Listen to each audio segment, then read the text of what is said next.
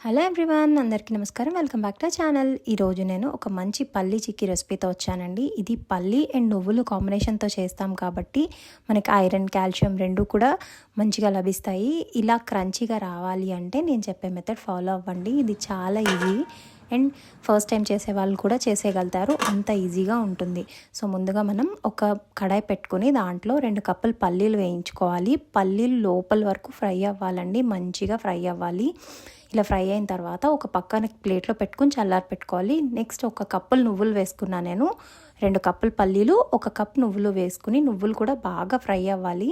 ఇలా చిట్పట్లు ఆడాలి నువ్వులు. సో అంతవరకు ఫ్రై చేసుకున్న తర్వాత అవి కూడా చల్లారనివ్వాలి. ఇప్పుడు నేను 2 కప్పుల బెల్లం తీసుకున్నాను. పల్లీలకి ఈక్వల్ క్వాంటిటీ తీసుకున్నా. ఇందులో ఒక అరకప్పు నీళ్లు వేసుకుని పాకం వచ్చేంత వరకు కూడా మనం బెల్లాన్ని ఉడకబెట్టుకోవాలి. పాకం మనకి మంచిగా ఫామ్ అవ్వాలండి. ఎంతవరకు అంటే మనం ఒక బౌల్లో వేస్తే మనకి టంగ్ అని సౌండ్ వచ్చేంత వరకు కూడా పాకం అనేది దగ్గరకు అవ్వాలి. పాకం మంచిగా రాకపోతే అచ్చు మనకి నిలబడదు. పాకం ఎలా చెక్ చేసుకోవాలంటే ఒక బౌల్లో వాటర్ వేసుకుని దాంట్లో కాస్త పాకాన్ని పోసి ఒక 5 సెకండ్స్ చల్లారనివ్వండి. చల్లారనిచ్చిన తర్వాత మనం తీసినప్పుడు పాకం హార్డ్గా ఉండాలి. అండ్ మనం ఇట్లా వేస్తే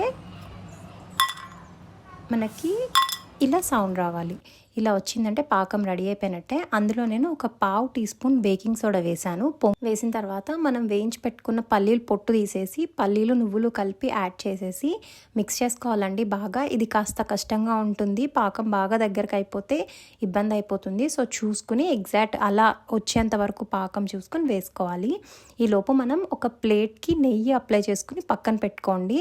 మీరు ఎంతైతే పల్లి నువ్వులు క్వాంటిటీ తీసుకున్నారో దానికి సరిపడా ప్లేట్ తీసుకోండి. ఇప్పుడు మొత్తం ప్లేట్లోకి ట్రాన్స్ఫర్ చేసేసుకోండి. ఇది వెంటనే చేయాలి, లేదంటే కింద మొత్తం ప్యాన్కి స్టిక్ అయిపోతుంది. ఇలా మొత్తం మనం ఇలా ఈవెన్గా స్ప్రెడ్ చేసుకోవాలి. ఇది కాస్త కష్టంగా ఉంటుంది, బట్ ఈజీనే చేసుకోవడం. ఇలా స్ప్రెడ్ చేసుకున్న తర్వాత కాస్త కూల్ అయిన తర్వాత మనం ఇట్లా షేప్ చేసేసుకోవాలి. ఎందుకంటే హార్డ్ అయిన తర్వాత మనం పీసెస్ కట్ చేయడం కష్టం అవుతుంది.